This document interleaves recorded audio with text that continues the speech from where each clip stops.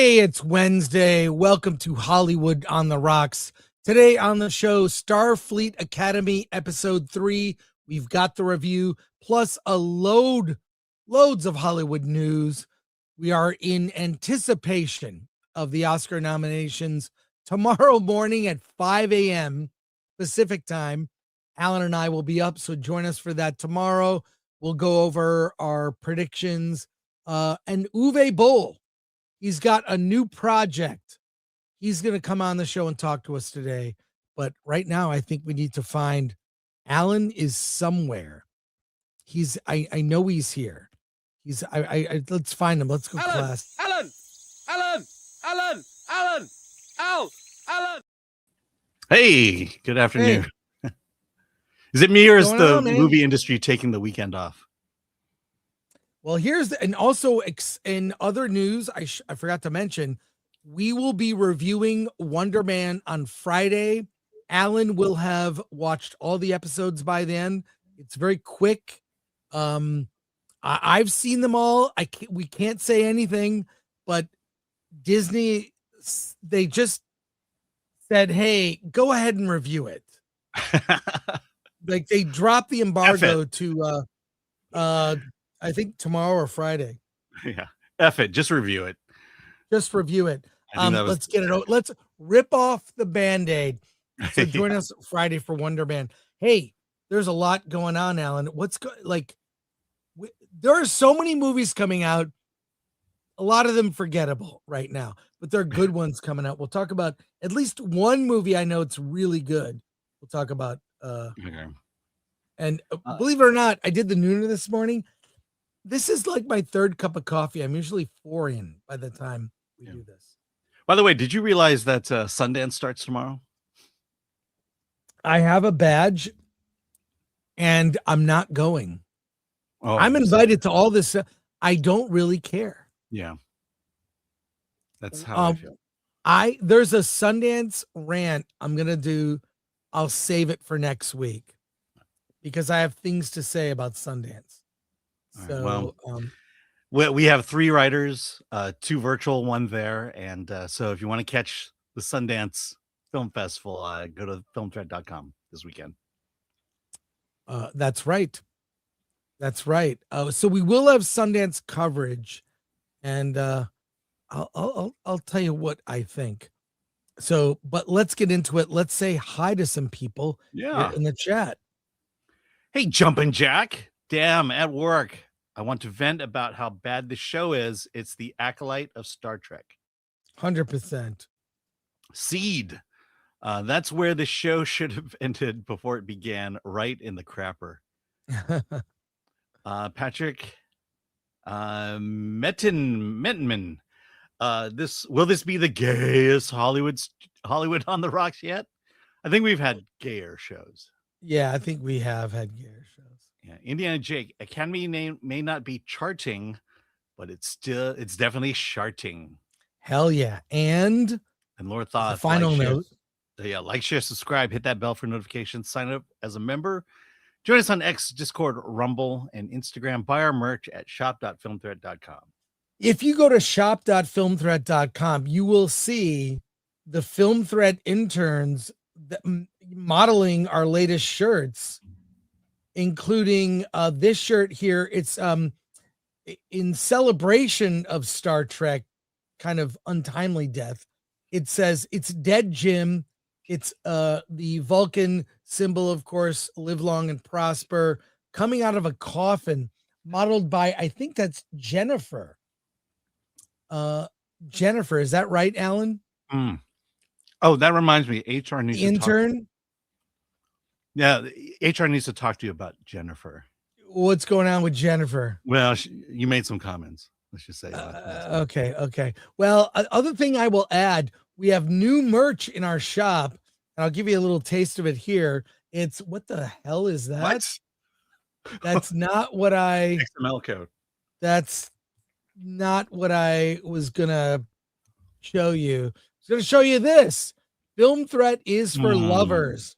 That's right. Get this for your gal or guy for Valentine's Day.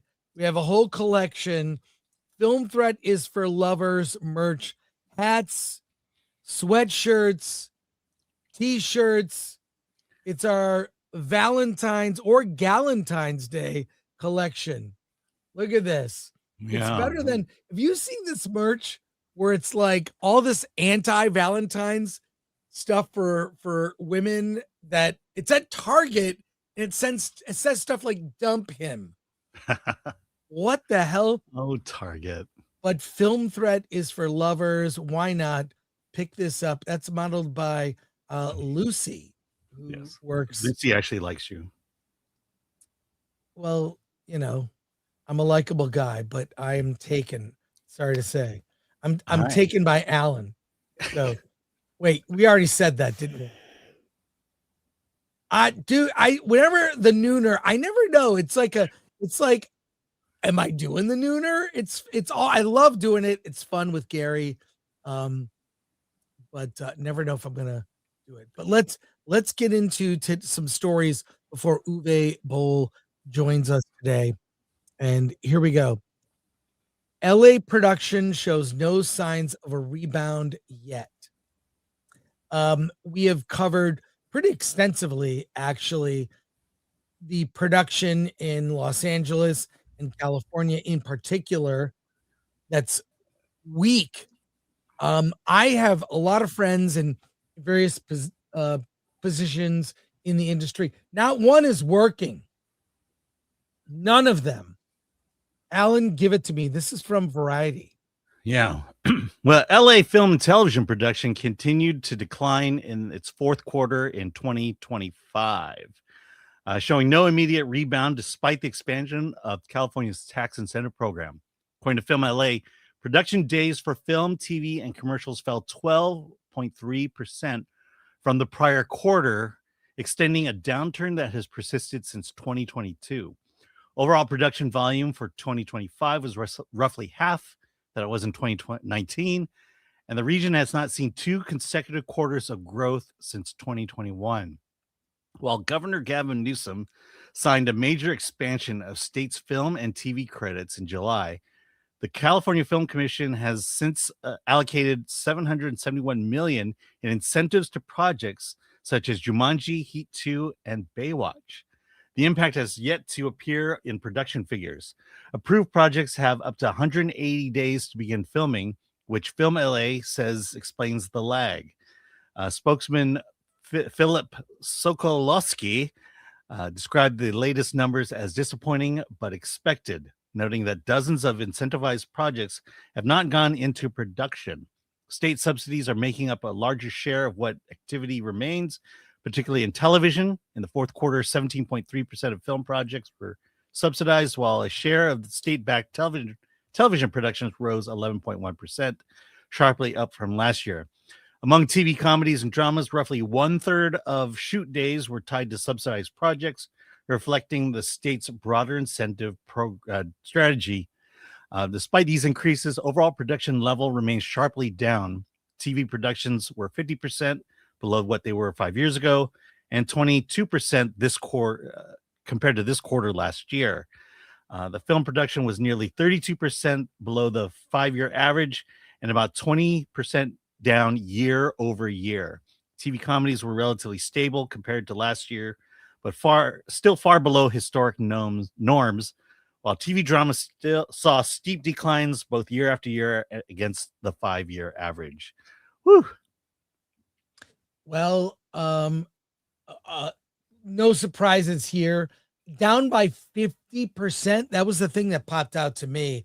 No surprise. The industry has contracted. I don't think it's coming back. Even if it does, things are not going to be made in California. California is bad for business. And if this new billionaire tax, if that passes, which I assume it will, everything passes that's in California that's not good for consumers, it's never coming back. It will never come back. It says LA production shows no signs of a rebound yet, giving you some hope. It's not coming back. Alan, your thoughts? Yeah. I keep coming back to this, but we're taking tax dollars to spend money on state regulations. It's just Peter feeding Paul. It's just insane. Why don't you just make it cheaper to film in LA? Why don't you make it cheaper to film in California? That's the situation. That's what gets people back. And sure, you can get these subsidized dollars, but again, is that going to really cover most of the cost? And again, that's our tax dollars spending on state regulations, and it just goes back into the pockets of the politicians. But I have faith in the future governor and mayor of LA to spend money wisely. By future governor, you mean Spencer Pratt or whoever? Who's it? Steve Hilton is running? Yeah, so Steve Hilton and Chad Bianco are running for governor. Spencer Pratt is running for mayor. Right. Yeah. Yeah. Well, but none of this will change, the billionaire tax. I think that's a proposition. So the California people are voting on that one. But the reason people are moving and the reason they're not coming back is they don't trust California to change. Right. Why invest money in a sinking ship? And that's the problem. And that's why Hollywood is going to die. And that's why the rest of the country and the rest of the state will prosper, thanks to our great governor. And here's on a last note. I mean, when will people wake up? When will people wake up? I mean, I jokingly proposed a science fiction TV show about a 90s liberal trapped in the present. Wasn't a joke. That's how many people feel. So unless things change on a leadership level, which maybe could only happen with voter ID, I don't know. It's only going to get worse. You mean only allowing citizens to vote? I know it sounds crazy. Only allowing legal tax-paying citizens to vote might be a way to fix California. Yeah. Hey, not a political show, folks.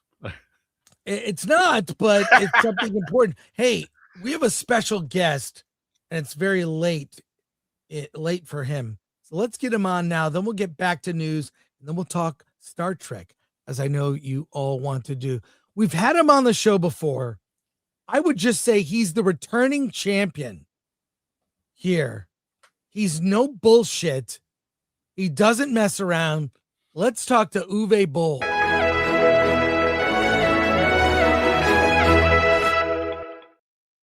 Yeah. Hey.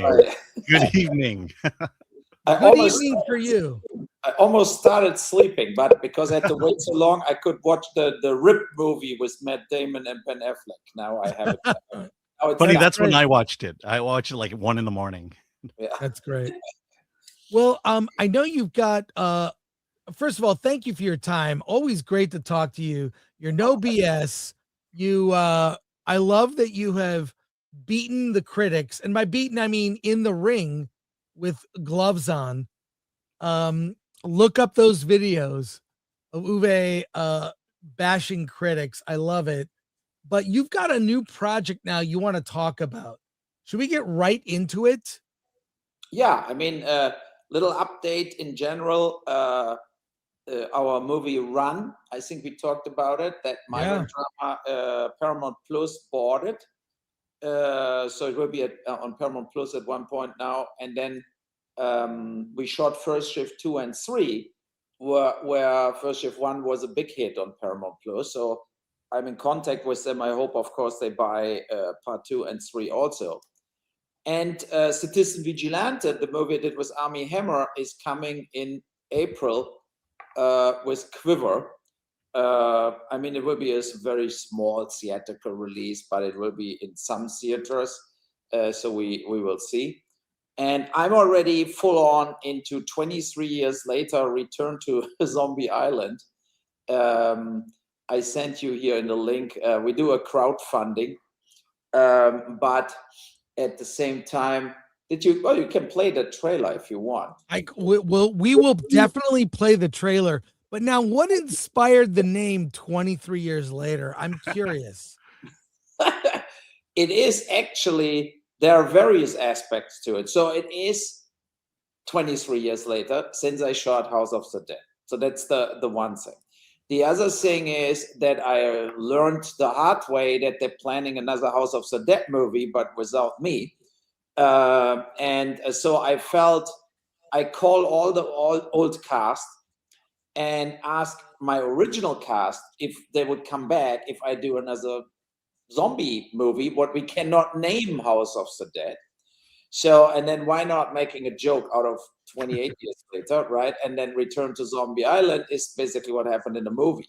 So, and I'm very happy that all this cast you see here, they will all come back. And I think the movie turned into kind of this kind of cheesy kind of classic, right? So people love the movie, and when I put it out there and say I want to do this, when I read through the threads and people talking about it, it's like a mix between, oh my God, it was so bad, but I still watched it 8 times. Or I loved it because it's kind of funny also. It's kind of campy. It's like real effects. It's not so much CGI, So, and I had a screening in Hamburg a few months ago, and the people, like, the crowd was like talking about during the movie. They were talking and everything. Had a great time, and we did a Q&A and a horror podcast after. I feel that House of the Dead is this kind of movie what is so bad that it's good. And not a lot of movies, now I feel all that horror movies now, they're trying to be so serious, so scary, so dark, so depressive that it needs another movie where you have this kind of campy fun to it. What I felt, for example, I liked the last Final Destination movie, because it's so total over the top absurd, but that every situation will turn into a total disaster, and it's fun to watch it. There are not so many movies out there. I think they're fun to watch, and House of the Dead was one of them. And I think so. Look, the guy from Resident Evil is doing it, who did like the Monster Hunter, Paul Anderson, right? And he said already, I will make the darkest, the hardest, the whatever House of the Dead movie of all times. And I know he's using a lot of CGI, and maybe his wife again, Mila Jovovich, go over it, So yeah, you can play it quick here. Yeah, sorry about that. Apologies. I'm trying to queue up the trailer. So let's watch the trailer to 23 years later. And please come with your questions for Uwe now. Well, let's take a look at this. It's just over a minute.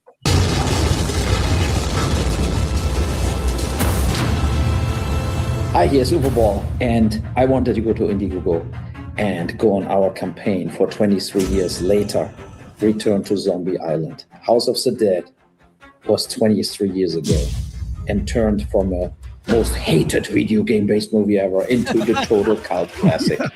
People loved that movie. And I loved that movie. And I called all the old cast and say, would you come back to do a real retro, bloody, new House of the Dead inspired movie? Because we cannot name it House of the Dead, because they're making a $50 million House of the Dead movie with somebody else. And it's pissing me so off that I would say, give us the money, produce the film with us, buy some of the perks, we will make it happen. We will really compete with that other movie.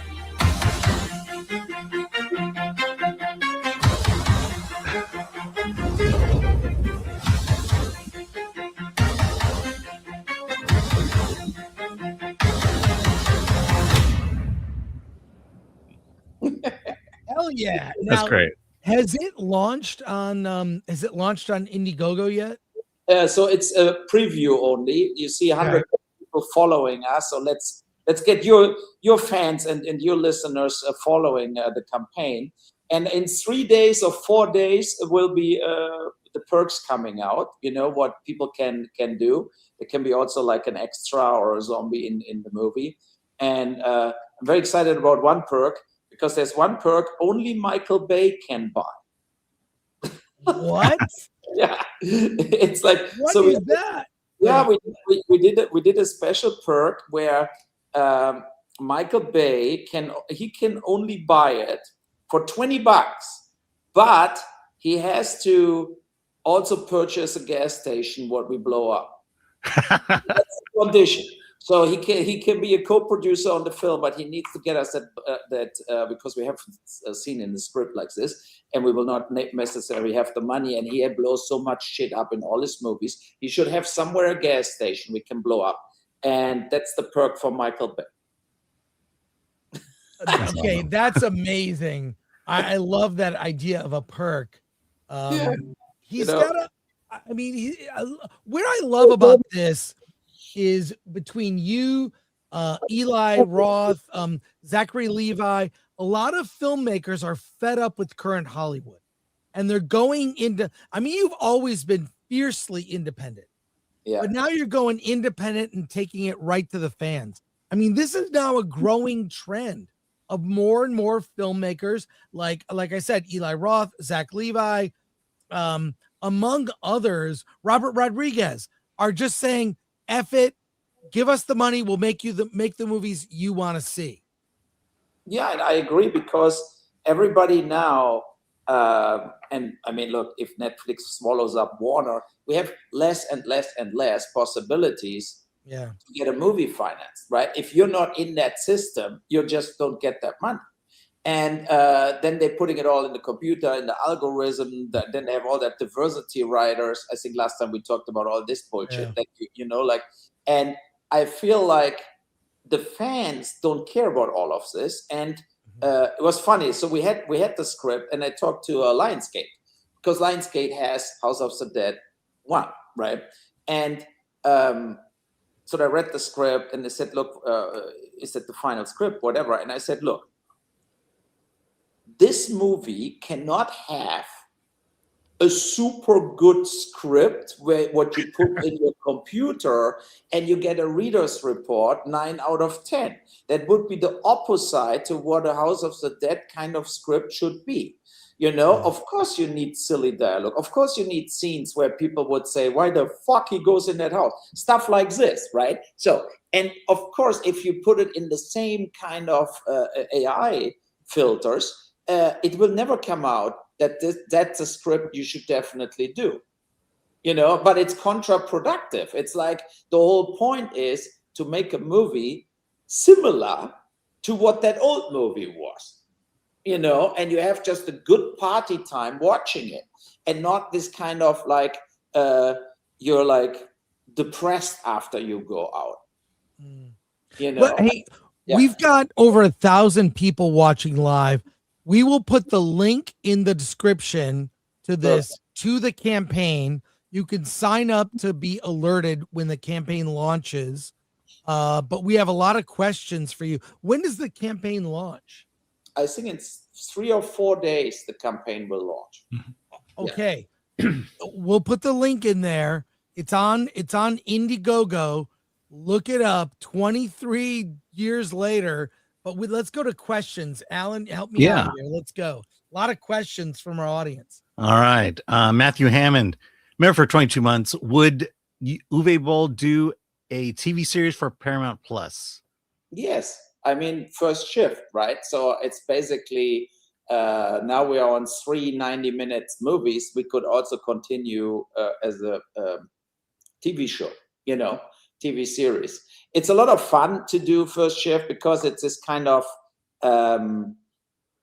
like it's like old-fashioned cops, right? So, and it's not like maybe we didn't fulfill the diversity writers, but we shoot in New York, so you fulfill indirectly, you fulfill in New York everything, right? So, and I mean, it was a blast doing it, and I like the combination out of this Lethal Weapon kind of humor in it with the two, like Kristen Renton and Gino Pizzi. They're really funny together with some good jokes also, but then you have harder cases and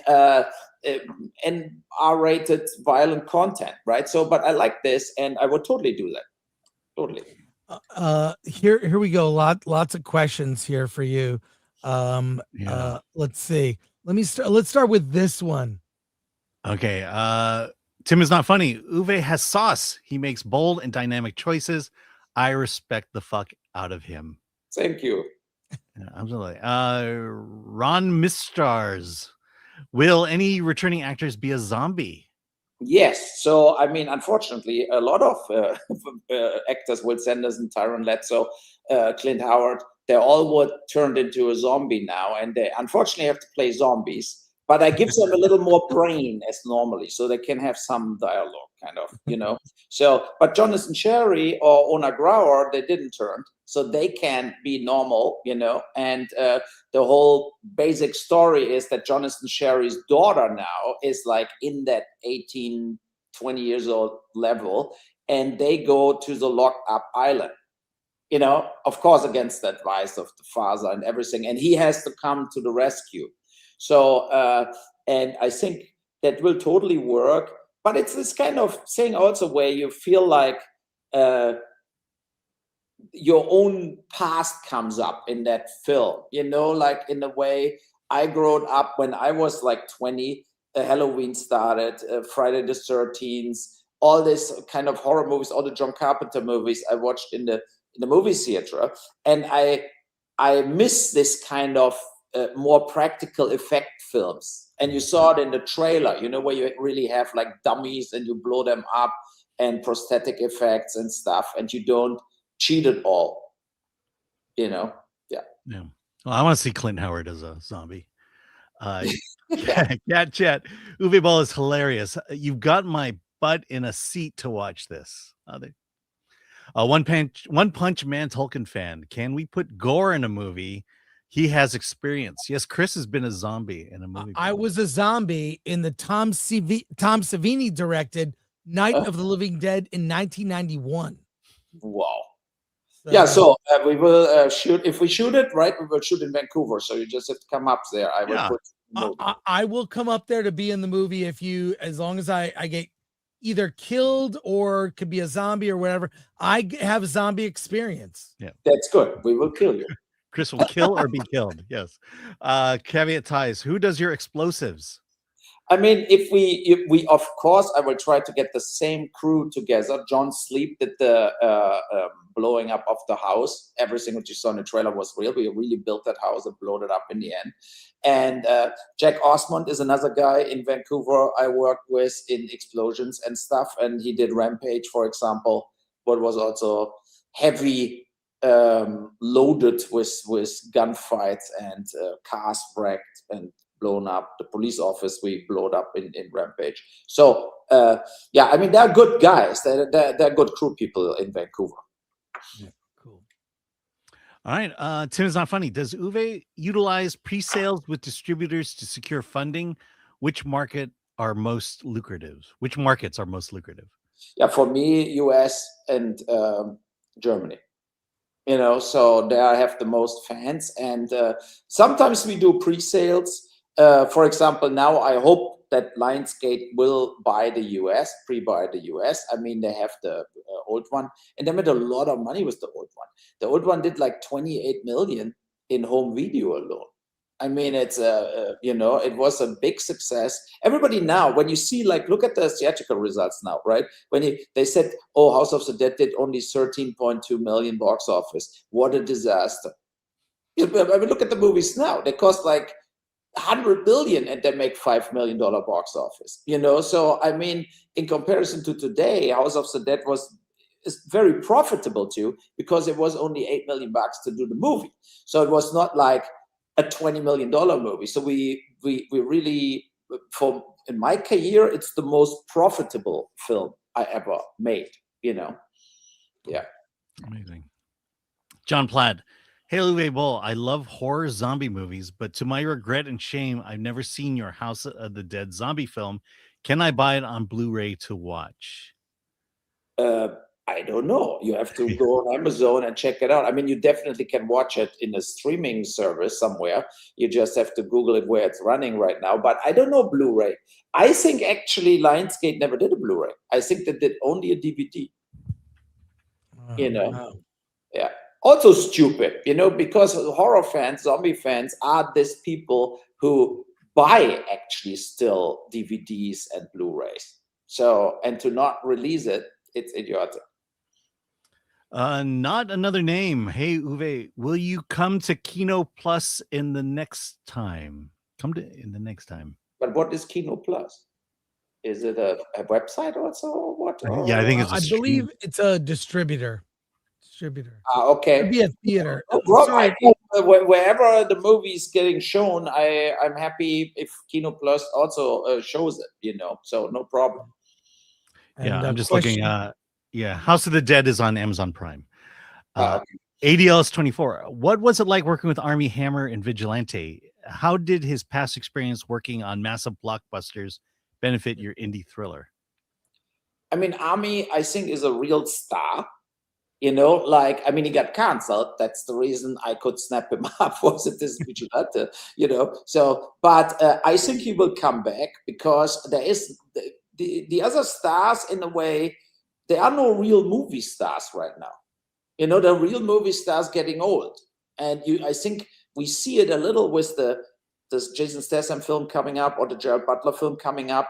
This guy's approaching 60, and they cannot, like, you know, like they cannot continue this. But Armie is only 40 or 39, and he has the body, he has the good looks, he has the acting skills. I think he can be really coming back as an action star also, not only like an actor, but also as an action star.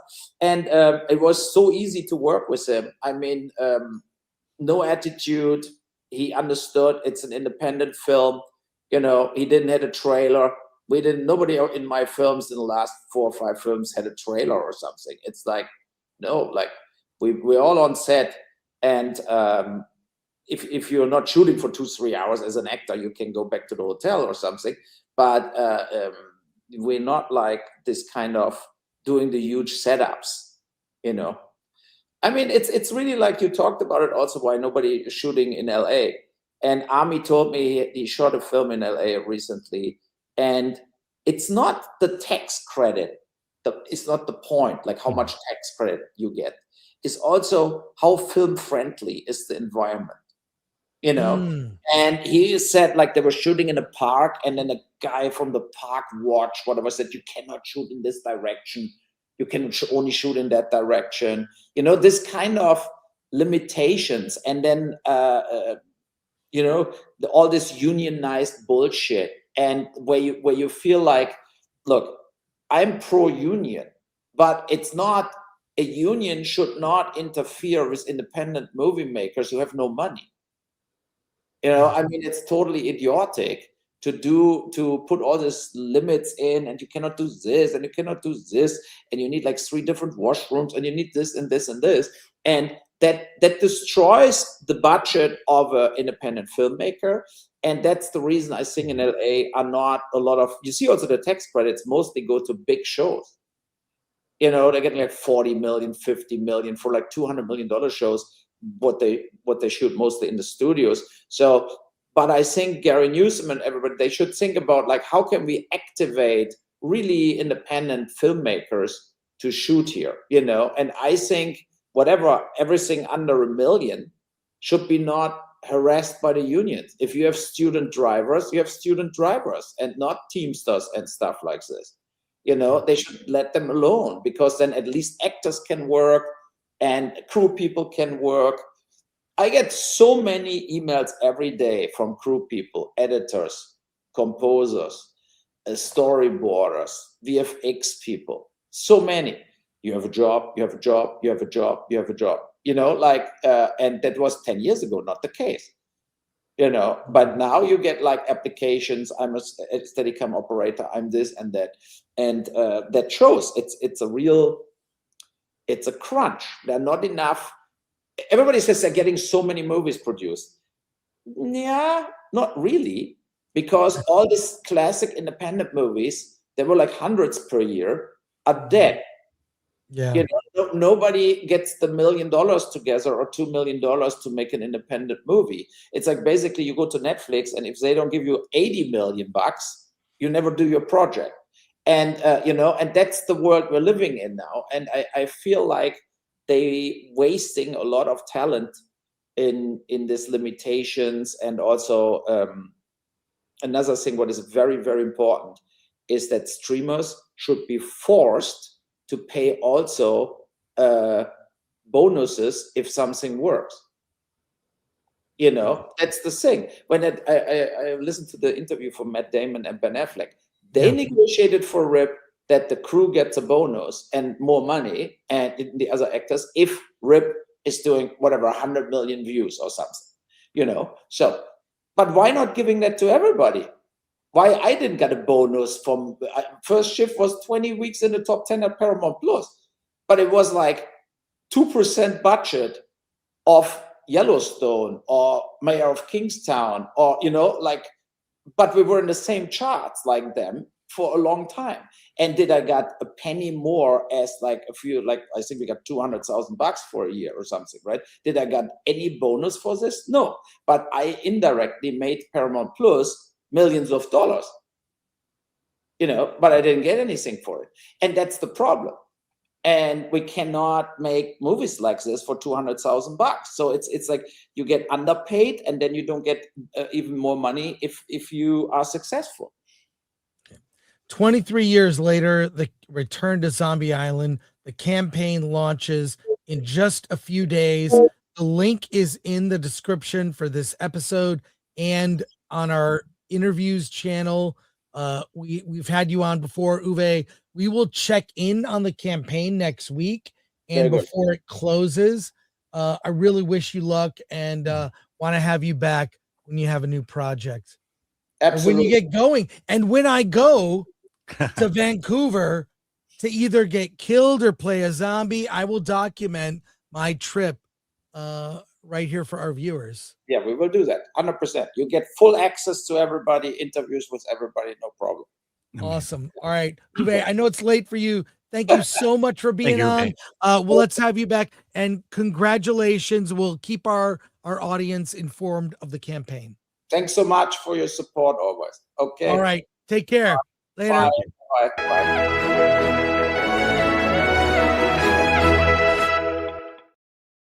It's late for him. It's like, I know. It's like midnight or something. So it's all good. Hey, let's do one more news story.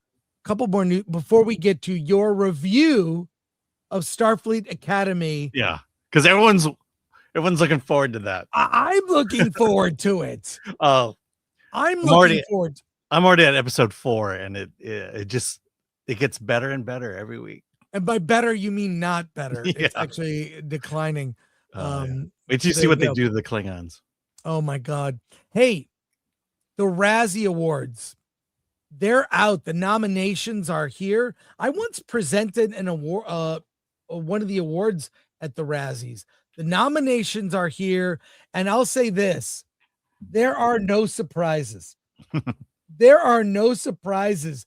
They're all over Variety, Deadline, Reporter. Let's look at this one. The movies that are dominating from Deadline are War of the Worlds with Ice Cube and Rachel Zegler's Snow White. They are the ones dominating. Let's look at what the individual topped our worst list. Here we go. Worst picture, The Electric State, Hurry Up Tomorrow. Oh, that was that Weekend movie. Yeah. That was so good. In Ortega and the Weekend. It was so bad.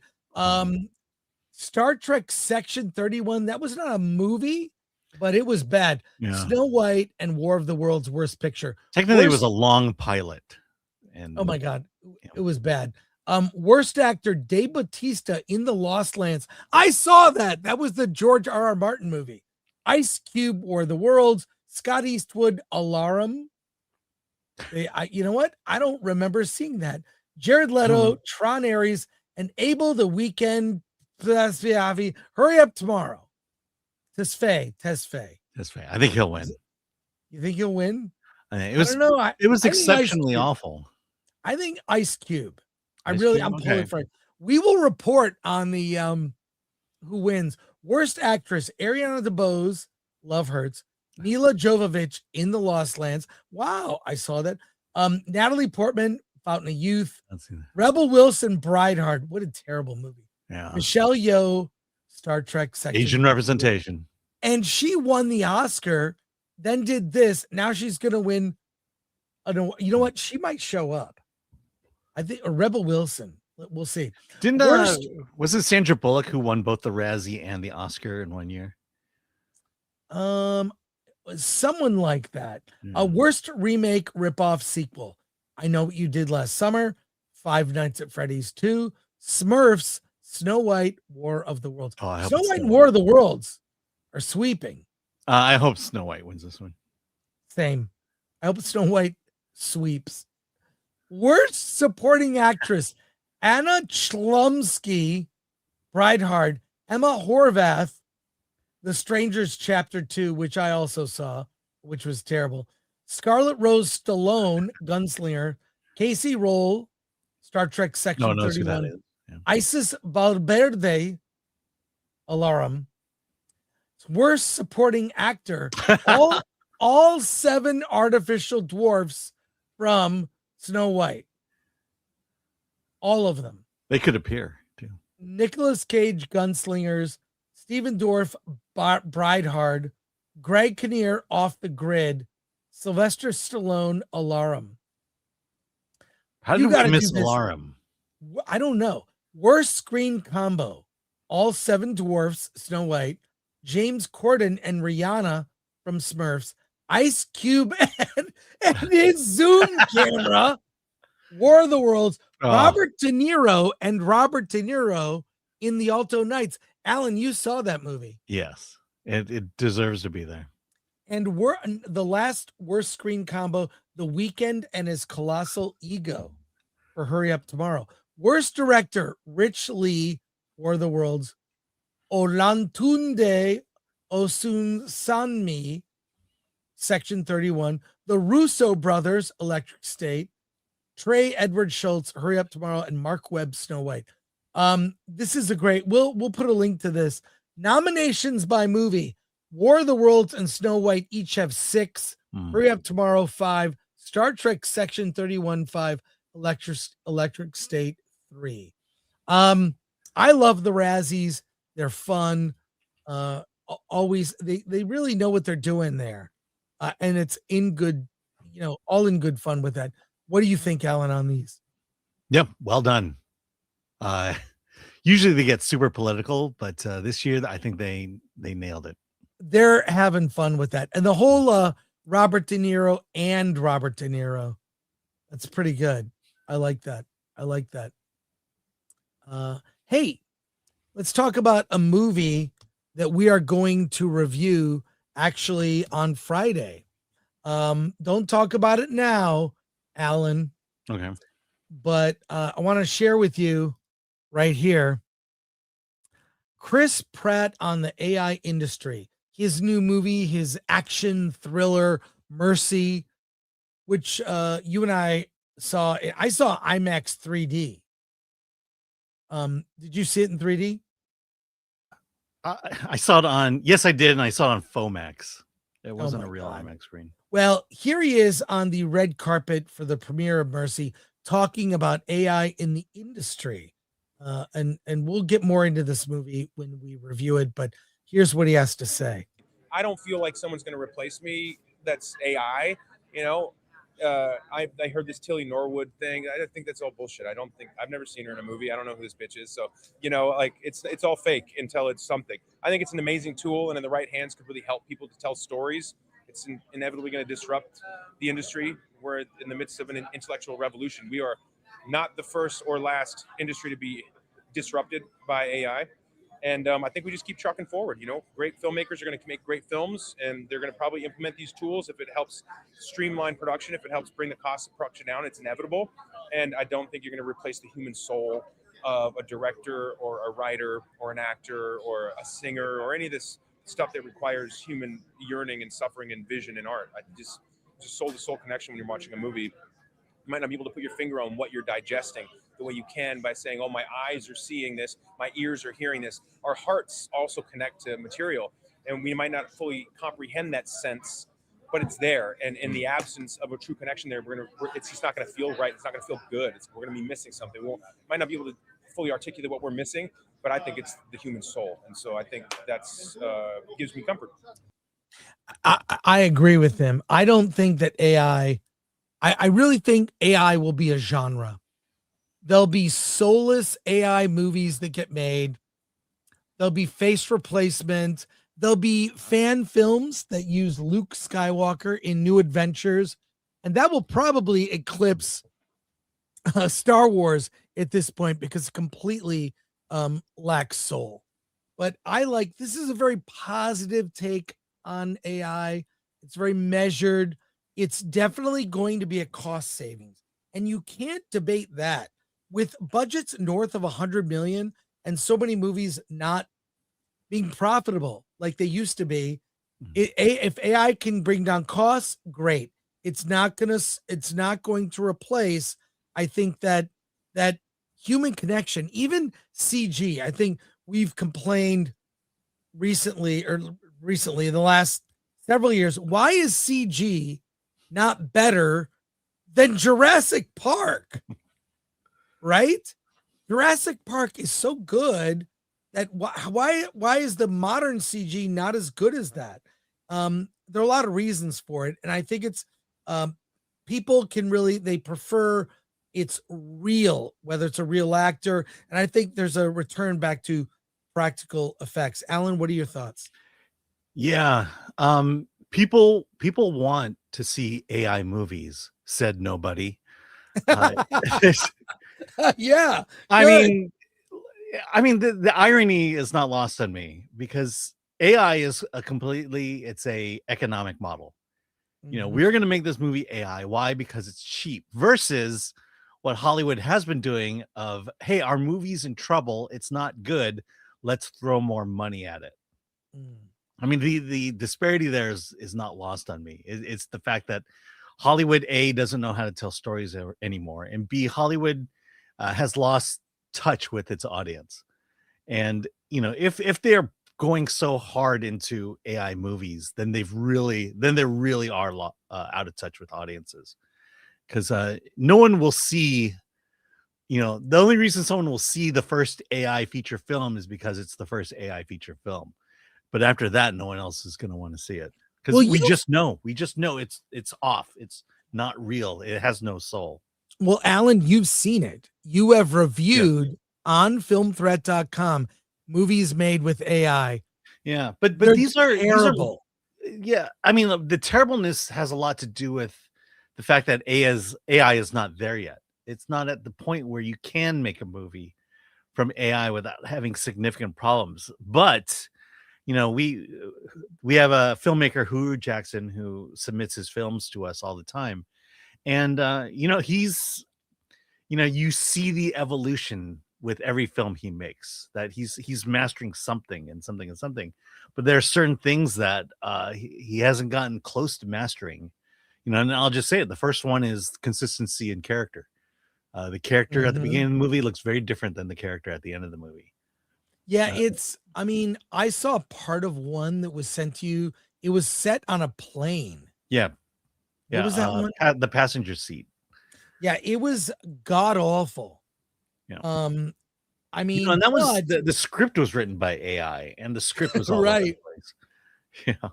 Yeah. It's look, it's going to evolve. It'll get better, but I still think you need the human connection. Mm-hmm. One more news story before we get to Starfleet Academy episode 3. We talked about Ben Affleck and Matt Damon. They're on a tour promoting their film, The Rip, which we're going to review on Friday. And they have been doing a lot of press. The Rogan interview is chef's kiss. So much great commentary on the industry and movies and whatnot. But here they're talking about a new deal they did to compensate the crew. And actually, Uwe Boll just commented on this. This is from Variety. Let's bring up this clip where they talk about it. There's an incentive to do better, and everyone does better if certain benchmarks are reached for this movie. Let's play this clip. I think everyone at Variety should just leave the movie on loop and see what happens. background bonus deal that you guys did is so commendable. The way that you guys are sticking up for artists and crew members, 1,200 people. Yeah. Why do you think it's important to use your platform to get deals? Well, I would not characterize it as like an effort to do something commendable or using a platform. Really, like this business is changing, and in order to maintain the integrity of it and to provide the decent middle class wage that's provided for decades in this country, you got to have compensation that works for people. And as you've seen, there's been a lot of tumult and change and transition, and so you have to adapt. And for us, really, the most self-serving aspect of it is, in our experience, every single person that works on this is the most collaborative of all art forms. Everybody is vital to it. We want to incent and unite everybody to be part of it. There's no guarantee that everything's gonna you're gonna get rich and be successful. But if you work on a project and you are successful, you ought to benefit in that. And every single person who worked on it should benefit. Absolutely. Netflix has been extremely supportive of our effort to do this, and they just looped. It is also not a it's so. What do you think of this? It's a new concept that's being tried, and a few other indie movies have tried this concept as well. But I'll say this as someone who has worked in television and I've gotten residual checks. They're not a lot, like 67 cents. Like they're not a lot of money. In fact, there's a bar. I'm sure they don't do this now. There's a bar in Burbank that would take like any check that was like a residual check that was of a very low amount. You could bring there and get a beer. I don't think you do that anymore. But the like board was covered with like all these like checks for like $1. But what do you think, Alan? Yeah, no, I think adaptation is the key word there. As the technology, as streaming, as all these metrics and analytics evolve, we're getting a better picture of what something really makes in terms of money. And share it. There was that time where these streamers just had all the power. They bought your film, and then if it did well, they made all the money while you just got whatever you got paid for. I think it's it's all about leverage. I think Damon and Affleck have that leverage to be able to negotiate a deal like that. And I think it is brave in the sense that they're starting the trend, starting the model, even though I believe Netflix has done deals like this before. Share the wealth, please. Come on. Let's go to comments and then we'll get to Starfleet Academy. There's a lot from all the news stories. We're going to get through them. All right. The Quiet Line for 499. Just wanted to say your recent episode of Versus discussing Star Trek Academically Challenged was one of your best ever. Hail film thread. Oh, well, thank you so much. We got a lot of compliments. The one thing is I missed Robert Meyer Burnett. I really felt like he should have been there. Hopefully he'll join us. I have I don't know if this is a good time to ask this. Rob has a conflict. If we want him on the regular, more regular, we might have to move the time for the show. I don't know how you feel about that, Alan. I mean, what, an hour? Is that what we're talking about? Or might have to move it to 3 instead of 1 p.m. Pacific, or we would do it earlier. I'm going to talk to Rob. Yeah. I mean, I'm okay with that. Oh, we missed this one. Matthew Hammond. Will Uwe team up with Damian Leone of the Terrifier series on a movie? You two both enjoy gore, and I think it would be great. Sorry, I missed this, Matthew. Yeah. My apologies. Thank you for all your support. Yeah, I think Uwe would say, yeah. I bet he would say yes, and Damien will be back on the show. We've been chatting on X, and he will return on the show. I'll just say that. So there you go. Not another name for 5. Guys, please cover Return to Silent Hill. If you find the time, I'm amazed nobody talks about it. Yeah, it's coming out this weekend to almost no promotion. And timing wise, I don't know if I'm going to be able to see it. So I'm going to do my best to see it this week. If I do not see it this weekend, I will review it next Friday. Thanks. And I have a feeling this is a movie I will not be seeing. It's a horror movie. Don't bother. Techniques. AI or AL will help with barriers for entry for creatives but will also create saturation. Yep. Yeah. Thank you. Yeah. So why not leave it just to the indies? Why does big Hollywood need to do it? Over on Rumble, Matthew Hammond for 2. Maybe you could schedule Uwe's next interview to be done at the end of one of your announcement streams where you wake up ridiculously early. That could happen. Thank you, Matthew. ADL's 24. Love hearing the mild-mannered Chris Pratt call Tilly Norwood a bitch. Yeah, that was great.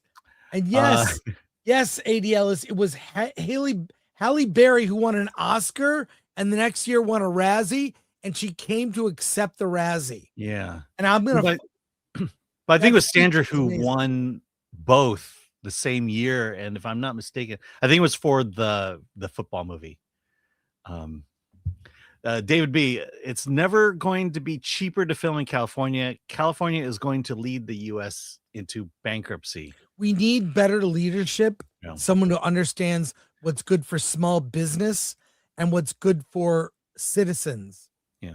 I mean, it's one thing though to elect a conservative governor. You've got to also elect a conservative assembly and senate to get things done. That's what Arnold ran into. SE Kaiju for 2. Damn that thumbnail. Yeah. Thanks. Yeah, there it is. SW Lego Rob. You guys have a well-rounded channel. It never gets repetitive.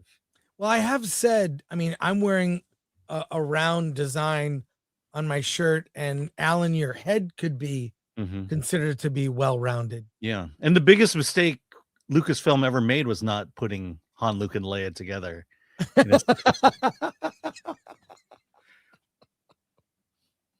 Oh my God. Bill S. Preston Esquire. California voters are very charitable with other people's money. No, that's our money they're spending. Yeah. That's the problem. Tim is not funny. Netflix building a massive production campus at a decommissioned Fort Monmouth military base in New Jersey. Paramount and Lionsgate are operating studios here too. The Rip was shot largely in New Jersey, for example. Yeah. Interesting. I didn't know that. It's great. Alan, it's time. Starfleet Academy episode 3 premieres tomorrow. You've also seen episode 4. Yeah. You might want to give us a preview of that, but tell us about episode 3. Okay, episode 3 is called Vitus Reflux. And there's at Starfleet Academy, a prank war has begun between the students of Starfleet Academy, which you see here in the picture, against the War College, because War College is a Star Trek sounding term where kids go to college to learn war. So what's happening here is there's a lot of competition going on. The Betazoid, the one that Caleb is falling in love with, she joined the War College without telling him. I mean, look, there's already romantic tension occurring in Starfleet Academy.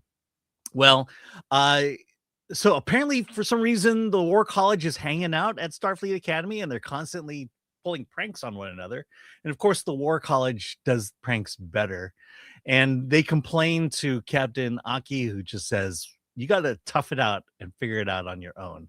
Because, first of all, pranking is something that Starfleet Academy is known for. And then working it out for yourself. I don't care that you're being bullied. Okay, well, we'll go on from there. So what's happening is the show begins with Laura Thuck, the Jemadar Klingon. She's doing her drill sergeant thing.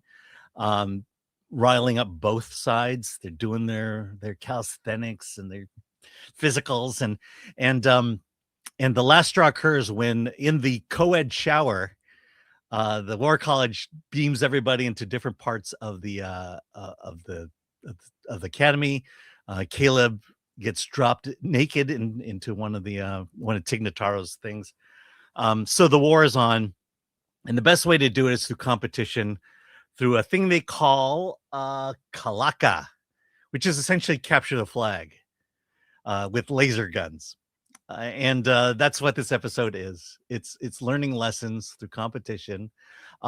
This is it's it's a sorry, I'm trying to get the name here.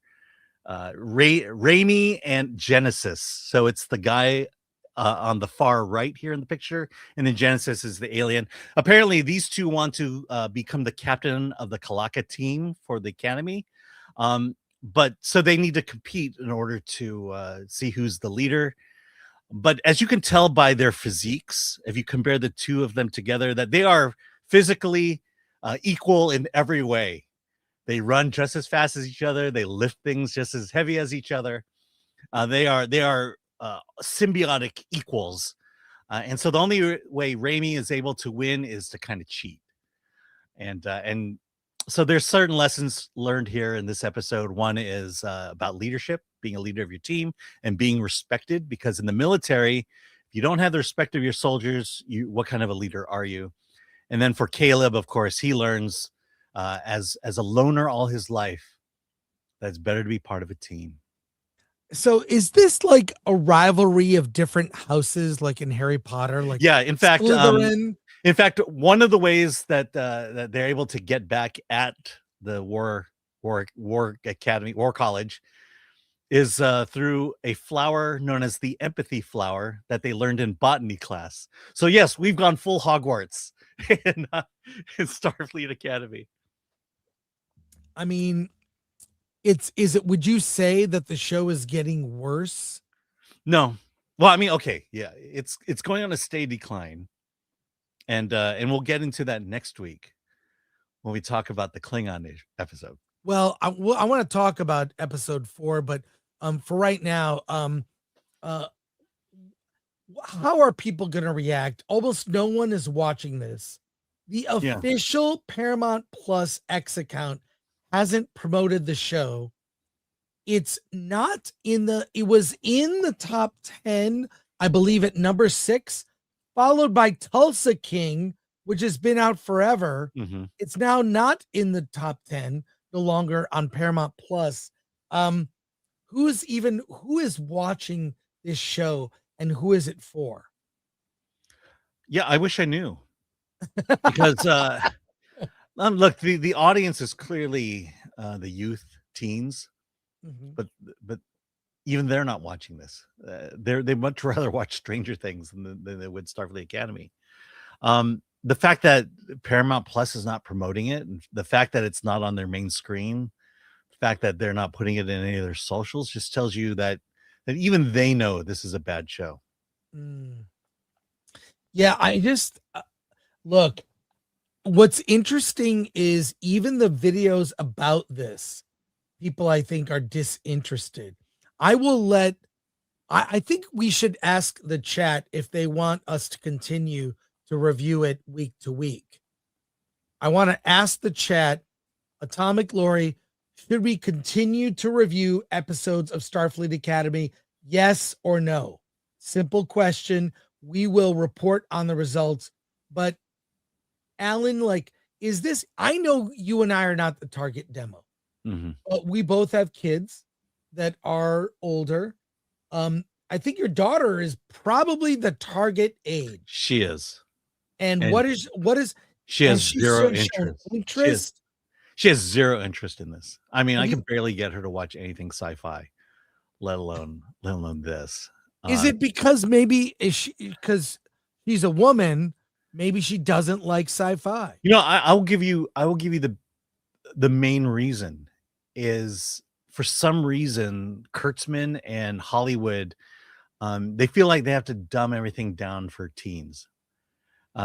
Teens can handle, real life adult dramas. You don't need to make it quippy. You don't need to make it funny. You don't need to inject a lot of humor. You just need to make it real and authentic. And that's not what this is. And so, this is, I think Stranger Things, you've seen the first. I don't know anything about Stranger Things, but, it felt like, at least early on, that it was somewhat down to earth, somewhat grounded. It wasn't looking to make jokes constantly. I think that's why they're more interested in schmosh and just shows that don't treat them like idiots. Well, I just know that, look, I watched the original series when I was a kid, and I fully was able to absorb it. I was drawn in by the seriousness of, uh, the stakes of certain episodes and the drama. There was humor, romance. I mean, this I just see as it's almost pandering to what they think kids are into. Exactly. But it's kind of like an adult. You know what it reminds me of? The writers of the show are like adults that want their kids to like them.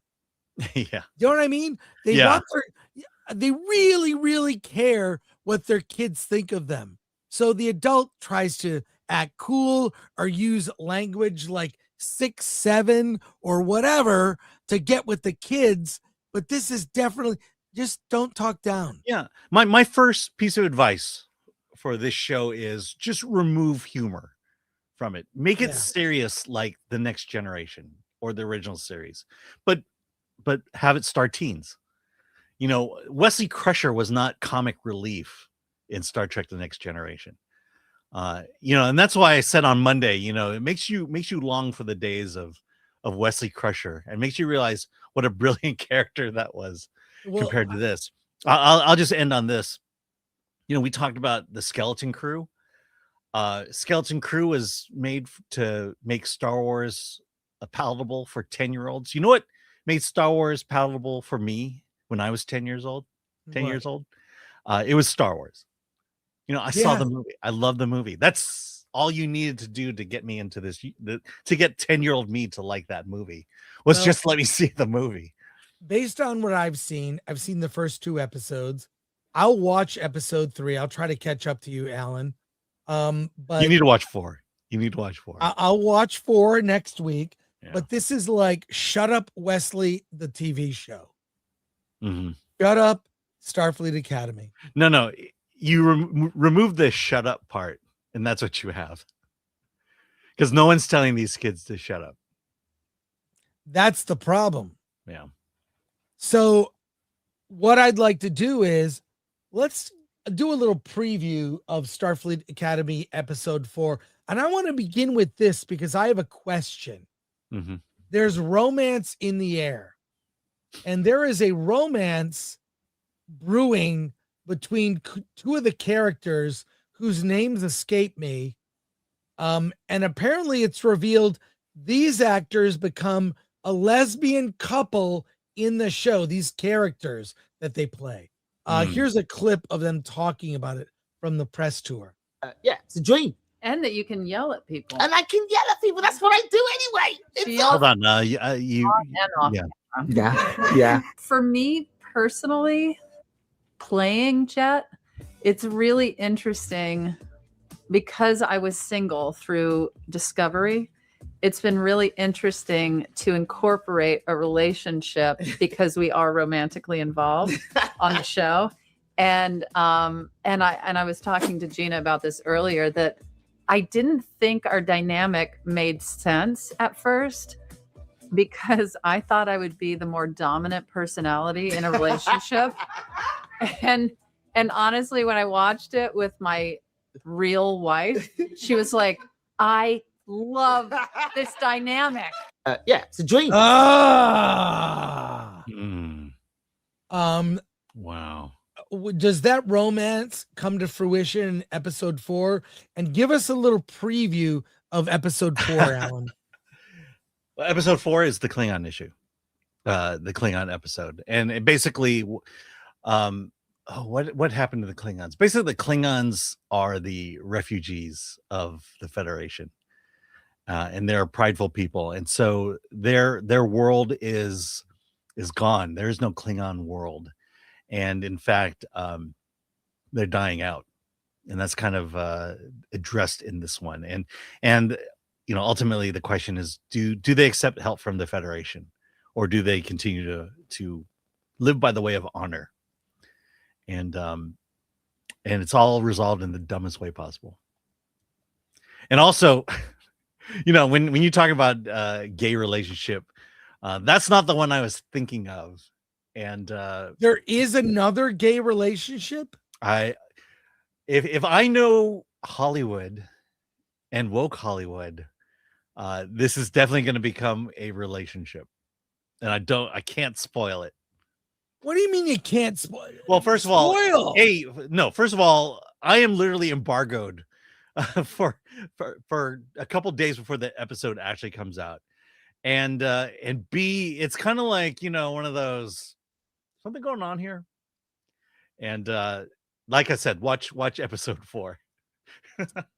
Well, I want to ask, because did you guys actually see the video that I didn't see that played? one. That's the first one, but now that I think about it, yeah, it's probably going to happen.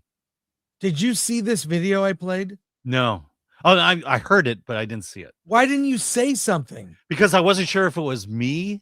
Well, let's watch it again. But I did hear it. And that you can yell at people. And I can yell at people. That's what I do anyway. It's awesome. She yells at me on and off camera. Yeah. Yeah. For me personally, playing Jet, it's really interesting because I was single through Discovery.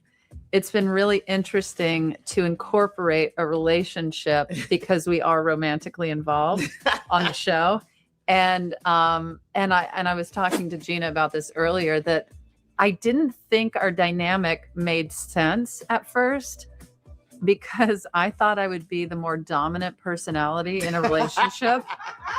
And honestly, when I watched it with my real wife, she was like, I love this dynamic. Yeah, it's a dream. That was awful. I mean, they do it because they have to, and they can. Let's go to comments, and there's a lot. And do we have the results of this poll? We'll get the results. Do we? But let's start with this giant super chat from 5,000 of something from Oh my gosh. from Diego Salazar. Diego Salazar 1481. Alan, if you would read this first. Yeah, I think it's a good tool to help during design process, but I don't believe AI will replace the artist's vision. The great potential I see in AI is the possibility of a return to practical effects combined with an AI enhancement or AI enhanced detail, which could foreshadow the end of green screen photography. Well, Diego, you are correct. I have a friend who's a producer. He said that all the volume studios are offering their services at 50 cents on the dollar, effectively half, basically saying AI is going to do background replacement and details. But I agree, you could really mix physical effects and some AI enhancement, kind of like touch up from CG. So ultimately, I think you'll see movies that are costly become cheaper, but I don't believe it'll replace writing or actors or directors. It just won't. But thank you. That's very generous. I don't even know what you sent us. Those are Argentinian pesos. Let me just put the results of this up here. We have the results of our poll, which is, should we continue to cover Starfleet Academy? Which was you're kind of biased with the way you asked the question. Should the torture continue? Yes, 54%. No, 46%. So we have our answer. Oh my God. Let's keep going with your comments. I was going to say, one thing you'll notice about Starfleet Academy, all the guys are ripped and all the women are normal looking. Brock Samsonite, Starfleet Avengers Assemble. Yeah, those outfits look like Avengers or something. I know. I mean, you'd think a co-ed shower would be sexy, but Chase the Normie. Wait, are you telling me there's an episode about school bullying? Well, rivalry. I mean, pranks. It's the pranks. Oh, and they play capture the flag, and the flag is protected by a mascot. And what do you mean by mascot? Exactly what I mean. A high school sports team mascot. Great. Sir Dirty Dog, because that's funny. Do you understand that's funny? Sir Dirty Dog, that looks like a terrifying group to go to war against. Yep. Yeah. Mr. Demon, ask Alan, would it be racist if Starfleet Academy added a character named Fuck You? Wait, could you do that again? Fuck you.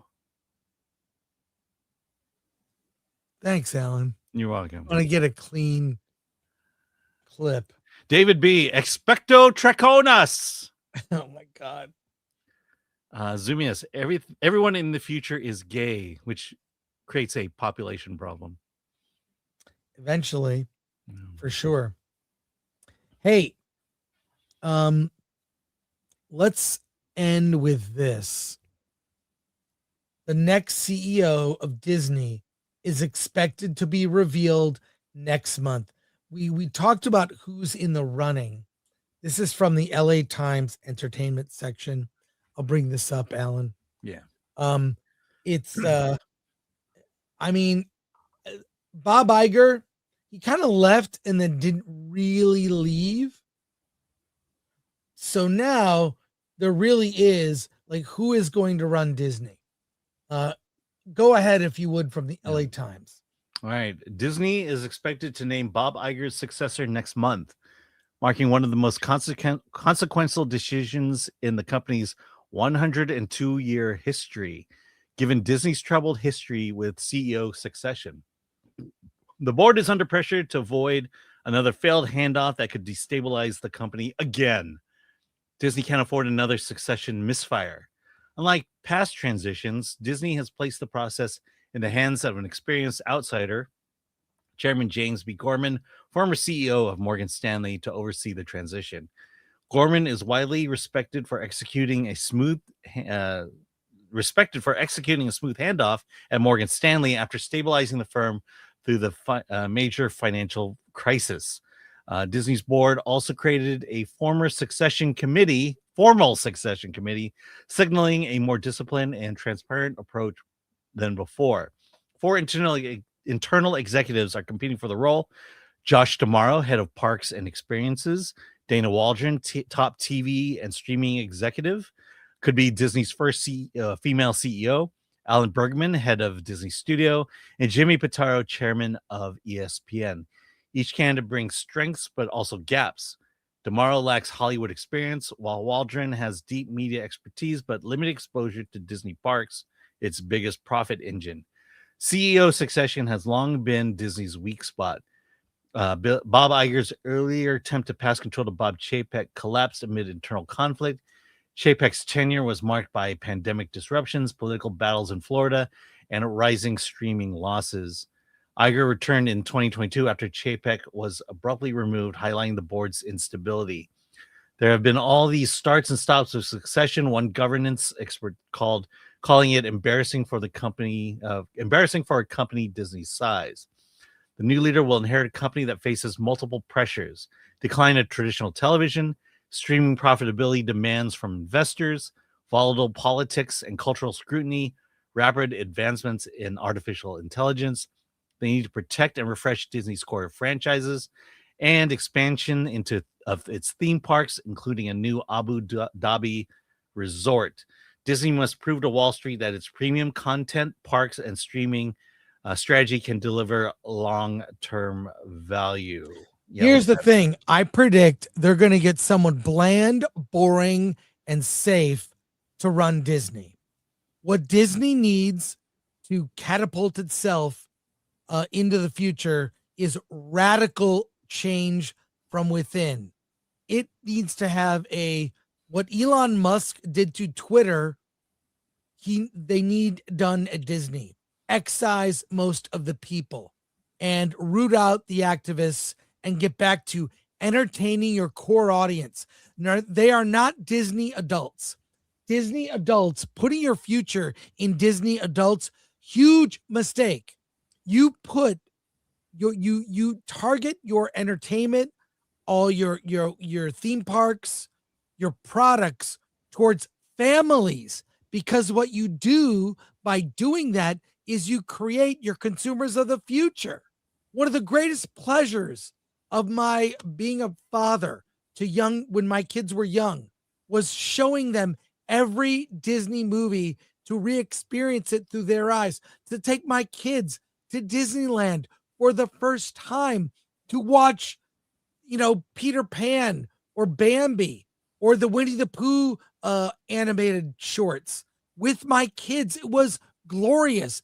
They have refigured everything to appeal to Disney adults, specific types of Disney adults.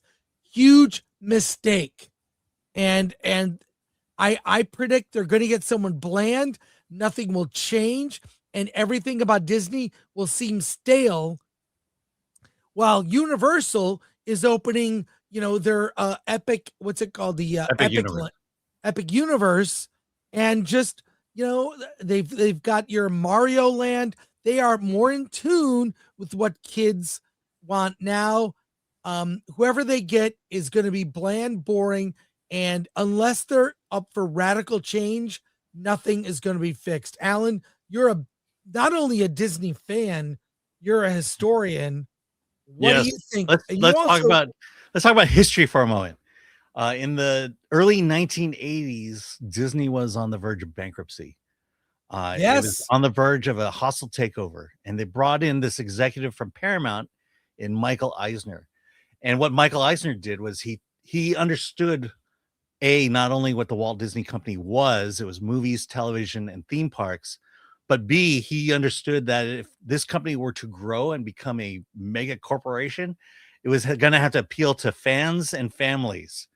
And Michael Eisner came in and did exactly that. He in fact, the weird thing was Touchstone Films, it was a studio run by executives who had a creative bone in all their bodies.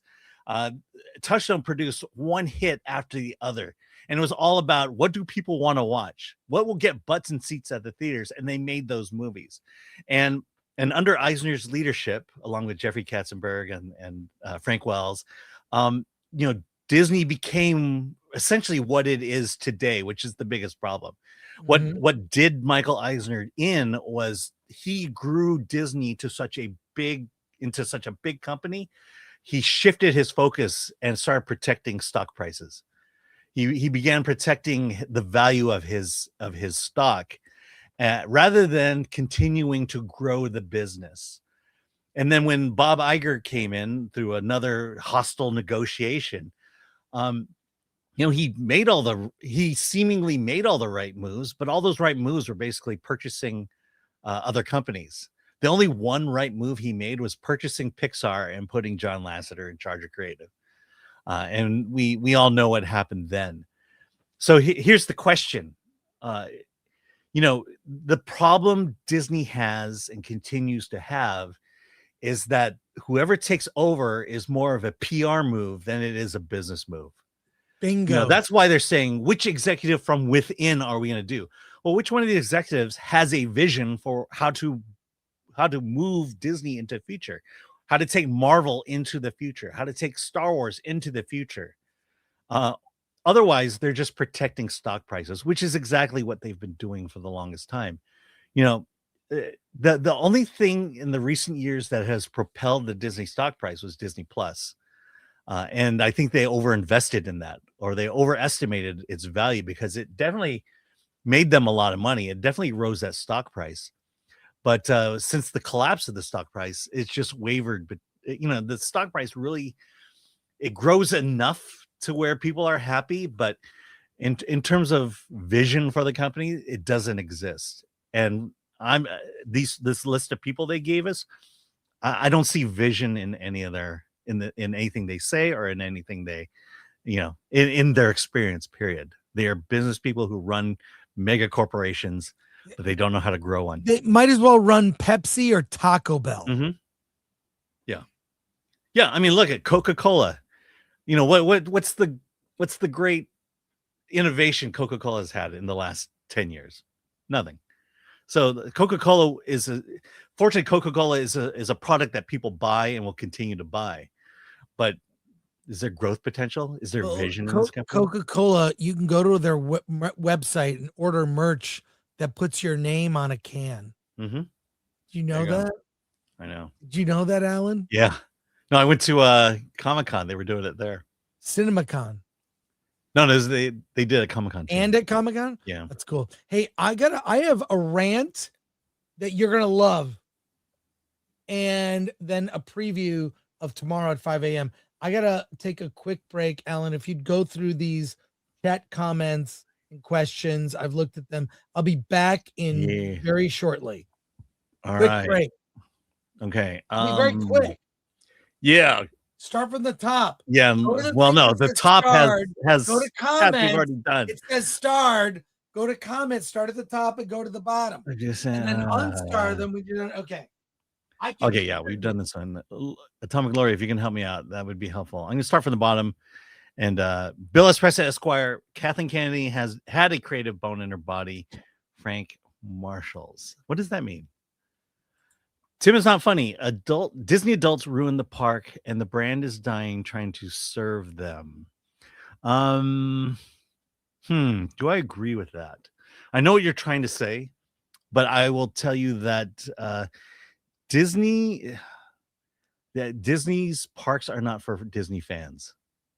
And I have to think about that one a little more. I get what you're saying. I'm not sure I 100% agree with it. Rob Adamson, Disney needs Walt Disney again. Oh yeah, they do. Pew Pew Parrot for 5. Visually, how does episode 3 of Starfleet Academy look?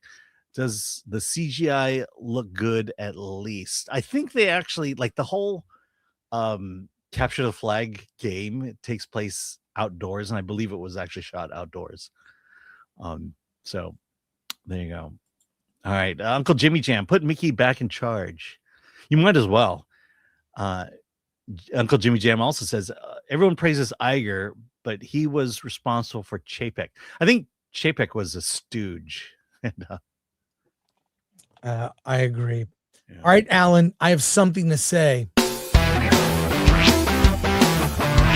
A freaking IKEA chair. You know, there was so much news this week with Kathleen Kennedy and, of course, Starfleet Academy premiering, but something happened that went unnoticed. That's right. It was January 18th, 1974, that the $6 Million Man premiered. And as a kid, I saw and loved this show. Let me give you a little refresher here. Show blew my mind as a kid. I loved it. And on the playgrounds everywhere, boys would run in slow motion. You remember the action. You'd run very slowly. Everyone, you'd make that noise. Everyone knew what it meant. But if they ever did a reboot of $6 Million Man, well, one, it'd probably be called, it'd be the $6 billion Man. And that was in development for a while. But we all know it would suck. It would absolutely suck. Why? Because the modernity has ruined every franchise. So leave Steve Austin alone. Make something new. And that's all I have to say about that. A freaking IKEA chair. Alan, first of all, you couldn't use one word in that title in a modern version of it. It's true. Yeah, true. Which is tomorrow morning we're gonna be doing our live reaction to the Oscar nominations. Already there are predictions here. Let's look at this. Variety. But these are the predictions for Best Picture noms. Begonia, F1, Frankenstein, Hamnet, Marty Supreme, One Battle After Another, The Secret Agent, Sentimental Value, which I saw. It's a Swedish film. Sinners and Train Dreams. Well, Sinners and One Battle are a lock. Marty Supreme as well. I think everything on this list will make it, except maybe one or two. I mean, I think this is the complete decline of the significance of the Oscars. I'm really not super excited, but we will be live tomorrow morning. So maybe if you're on the East Coast, it's not so bad. It'll be 8 a.m. Maybe you're getting your coffee, but for Alan and I, It'll be it's awful. going to be, it's going to be a little early for us. It's going to be a little early. So, Alan, do you have any predictions? Yeah, that list is 100% going to be the best picture. I list. think that's good. I think that's the list, actually. Yeah. Although the Swedish film, Sentimental Value, I don't know if you saw that one yet. Mhm. People are going to see these things. What is this with the whole thing with the, take off this timer. When we do the banners, take the timer off. That was my fault, but just anyways. So we'll be live watching it. I've got a lot of stories lined up. By the way, it's Norwegian, you bigot. Oh, that's right. Norwegian. It's another country that makes super depressing, fucked up movies. But it's whatever, Norwegian. Yes. Thank you for the correction. But I saw the film. Everyone's over. There's a weird contingent among critics that overpraise bullshit. Yeah.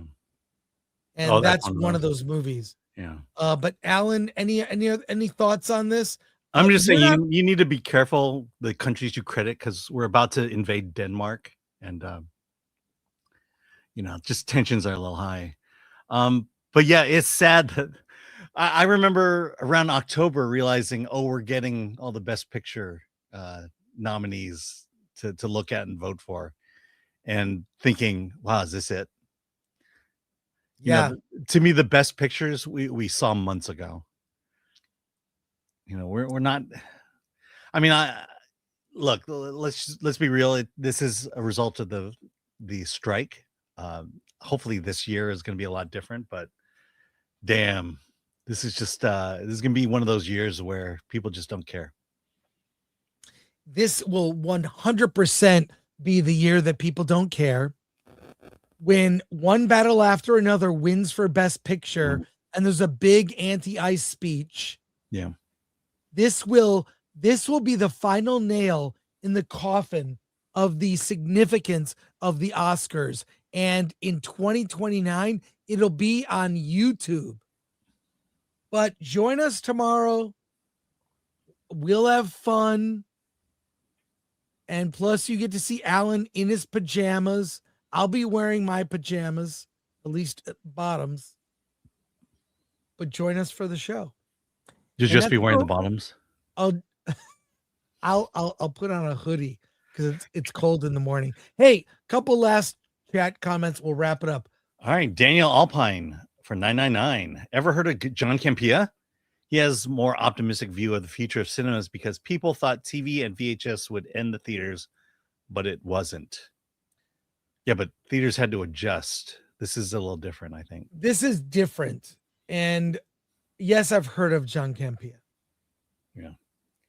Because with VHS, you had to go to the store and either buy or rent your movie. Now it's thank available. Dark Hero fan. Universal has been sleeping on this for so long. The money is left on the table. Yep. Yeah. Ololi Ukui. One of the greatest intros ever. Greatest show ever. I'm right there with Chris. Salute. I remember the 2-hour premiere episode that was like the origin, and then it was weekly. Oscar Goldman, the agent that helped him. It was a great show. Then they had the Bionic Woman and all the Sasquatch. Oh, I remember I had the action figure with the hole in its head that you could look through. I still have the action figure with the hole in his. You could look through the eye. Yeah. It was great. And you could see things from far away, up real close by just looking through his head. I want to thank everyone who sent in a super chat. We keep the show going with super chats. So we appreciate everyone who sends one in. It's very helpful.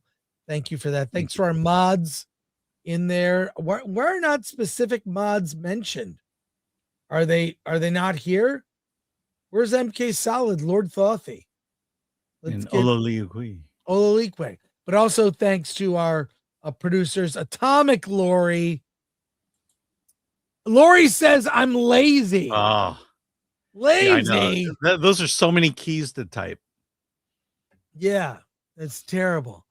But thanks to Lori and Glenn, and thanks to you, Alan. Although I didn't really appreciate throughout the show, you kept turning off your camera while you were eating during the show. Yes. Because I have. Did you not have a chance to eat before? I had 2 reviews to write this morning. But while you're watching the movies, can't you eat? No, I can't. No, I'm writing reviews. Aren't you? All right. Well, just I miss your face. Don't go off camera so much. Or just eat. Okay. Chat, question for the chat. Do you not mind watching Alan eat? No, because those get clipped. And Wise in the chat, ask Alan to. Will Alan, don't go off camera, just eat during the show. Yeah. By the way, our guest could probably do next Wednesday. All right, we'll talk about it after. Yeah. Hey, thank you, everybody. We appreciate you. We've got a lot coming up this Friday, tomorrow, 5 a.m. Oscars. Friday, Wonder Man. Alan will have seen all the episodes. Or at least 4. Yes. Don't be blurred by nostalgia. Look, that show was great when I was a kid. I'm well aware it's cheesy, whatever, but a lot of fun.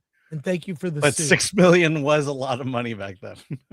But there's 6 million, unfortunately, can't buy a house in California at this stage. So, but that's going to wrap it up for us today. Just thank you, everybody. We enjoy hanging out with you.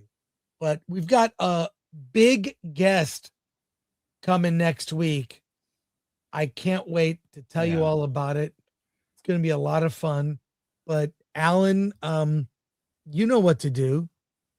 Yeah, let's get it.